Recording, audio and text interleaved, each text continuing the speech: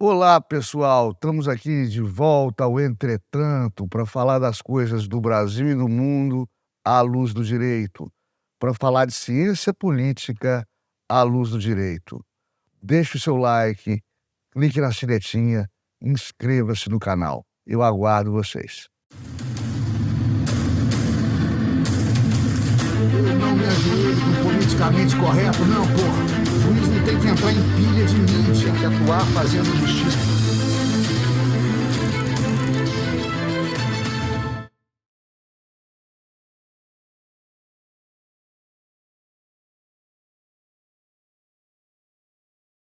Durante os anos de Jair Bolsonaro no poder, foi criado um fomento federal para a criação, instalação e manutenção de escolas cívico-militares que proliferaram por todo o país. Agora, o presidente Lula da Silva faz como aqueles políticos interioranos, provincianos, e quer acabar com tudo o que o seu antecessor, adversário político e ideológico, havia criado de bom ou de ruim. Para ele, pouco importa. Ele está acabando com o programa federal de fomento às escolas cívico-militares, que sempre foram de excelente qualidade.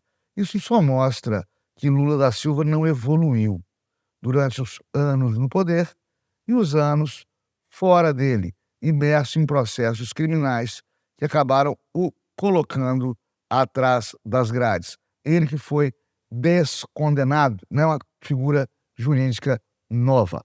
Lula da Silva se esquece que, se há escolas metodistas, presbiterianas, protestantes, católicas, não há problema algum em se permitir e se engrandecer a existência das escolas cívico-militares. Ele mostra extremo preconceito. Acha, como alguns de sua espécie molusca, que falou em militar, falou em rude, em, em truculento, né? Em grosseirão, as, as hordas militares que eu já compus, a caserna na qual eu também me formei, é composta, inclusive, por intelectuais, cientistas, engenheiros, médicos e eruditos. Mas gente preconceituosa, infelizmente, não vê isso, fica apegado ao período dos militares no poder. Aliás, as Forças Armadas jamais iriam fomentar um golpe de Estado como se cogitou, como se temeu. Eles jamais voltariam a ser vilões históricos. Por causa do regime militar é que hoje essa galera mais jovem associa falsamente a ideia de ditadura, a ideia de regime de exceção, a ideia de ausência de democracia, a ideia da direita, o que não tem nada a ver. Você dá uma olhadinha na história do mundo, inclusive no mundo atual, você vai ver que a maioria das ditaduras do mundo é ditadura de esquerda, é ditadura comunista, é ditadura dita das forças progressistas. Por falar nisso, em escolas cívico-militares, o nosso grande governador Romeu Zema já mandou dizer para quem quiser ouvir que aqui em Minas Gerais não vai acabar escola cívico-militar, não vai acabar o fomento de escola cívico-militar, né? Uma forma de ensino que sempre funcionou, que sempre deu certo e que está entre os melhores sistemas de ensino do Brasil, extremamente barato e eficiente. Por que os juros altos, os juros de 13% ao mês, praticados com garantia soberana pelo governo federal, esses juros altos são uma loucura. Só o Brasil que os pratica. Sob o singelo argumento de atrair dólar, se colapsa a economia brasileira. dentro de um paradigma que era conduzido com eficiência até muito pouco tempo atrás e, por incrível que pareça, pelo ex-ministro Paulo Guedes. Eu que sempre o critiquei bastante, verdade é que, em épocas pandêmicas, o Paulo Guedes soube guiar a economia da nação em mares extremamente turbulentos, né? Tendo aí alguns heróis nessa jornada, dentre os quais e principalmente o agronegócio. Apesar disso tudo, Lula da Silva demonstra que não aprendeu com as suas gestões idas e não aproveita aos bons procedimentos do governo que passou, né?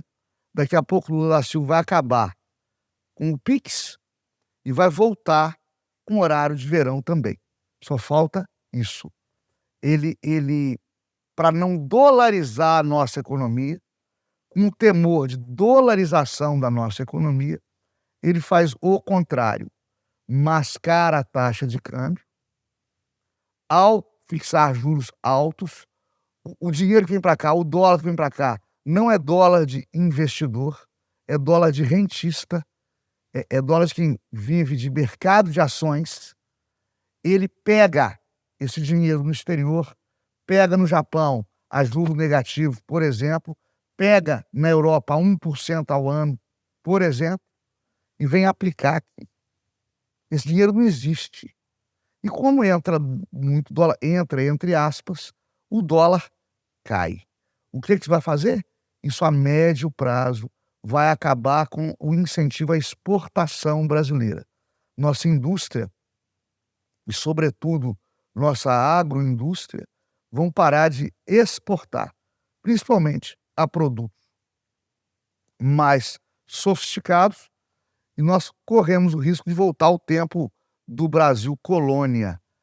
Vivemos só de exportação de produto da indústria primária, só de matéria-prima. Vamos exportar só grão, café, né? e nada mais sofisticado.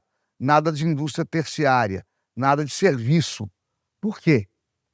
Porque deixou de ser um bom negócio a exportação com o dólar baixo, né? E acontece o fenômeno do carry trading, com juro muito alto. O investidor, que não é investidor droga nenhuma, é o especulador, pega dinheiro lá fora a juro mais baixo para aplicar aqui dentro a juro alto e ganha aí, né, como atravessador financeiro no mercado econômico, no mercado de ações mundial. Um enorme prejuízo para os cofres públicos, para os consumidores brasileiros, conforme se irá refletir, né, nas bombas dos postos de combustível, nas gôndolas dos supermercados. Quem viver verá. Jair Bolsonaro foi tornado inelegível por uma decisão do TSE, com o seu presidente, o ministro Alexandre de Moraes, à frente, e quem entendeu, em uma palestra de Jair Bolsonaro para embaixadores, para membros de corpos diplomáticos estrangeiros, ele teria opinado contrariamente às urnas eletrônicas, a eficiência e a segurança das urnas eletrônicas. Uma palestra que realizou para o corpo diplomático de outros países. Bom, a competência do TSE, você sabe, é para fiscalizar, organizar eleições e para julgar atos provenientes destas eleições, aí sim incluindo a propaganda política eleitoral. Ou se não mais se permite a reeleição de membros do Poder Executivo, ou se entende que o governante que procura se reeleger não pode ficar proibido de governar. E proibido de governar e de manifestar a sua opinião. Opinião não é fato, e muito menos fato falso. Pode ser uma besteira, mas é uma opinião. O então presidente Jair Bolsonaro se manifestar contra a segurança das urnas eletrônicas não significa ele se manifestar contrariamente ao sistema político eleitoral brasileiro. E ainda que o fizesse, esta seria sua opinião. também se indaga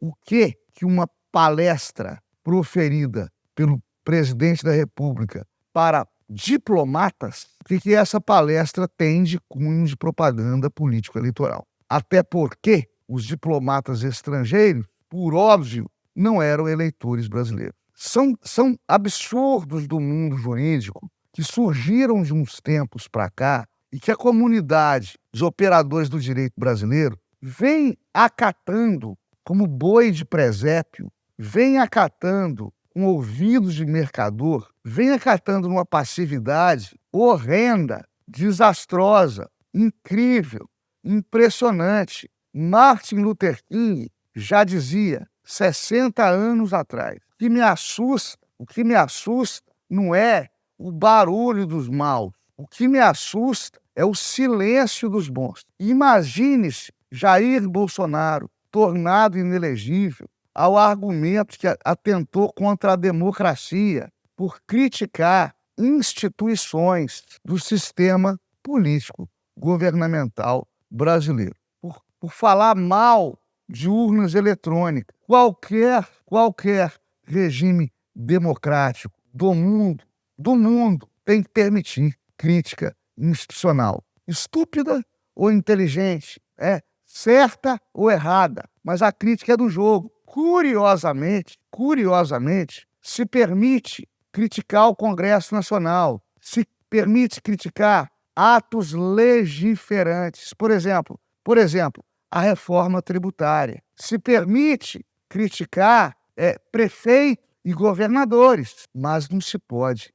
Se permite criticar muito o presidente da República, mas não se pode criticar o Poder Judiciário, que é ato antidemocrático, que é desacato, que é desobediência, que é crime contra a segurança nacional. É um entendimento perigoso ao extremo, que você torna intocável a um poder da República em detrimento dos demais. E, sobretudo, veja-se, imagine-se um técnico de futebol que, diante de um resultado adverso, critica o árbitro da partida ou critica o gramado, como costumava fazer o finado e saudoso Tele Santana, né? Criticava muito gramado, criticava muito aos árbitros de futebol. Não se pode dizer que este crítico está falando mal do esporte ou está prejudicando ao esporte, porque ele critica tópico, porque ele critica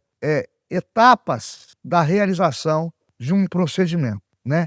Muito antes, pelo contrário, a crítica muitas vezes não só deve ser bem aceita, como deve ser incentivada, porque o normal é que a crítica seja construtiva. E como eu costumava dizer demais para o meu finado amigo Araceli de Paula, ex-deputado federal, prefeito da minha cidade, por inúmeras gestões, né?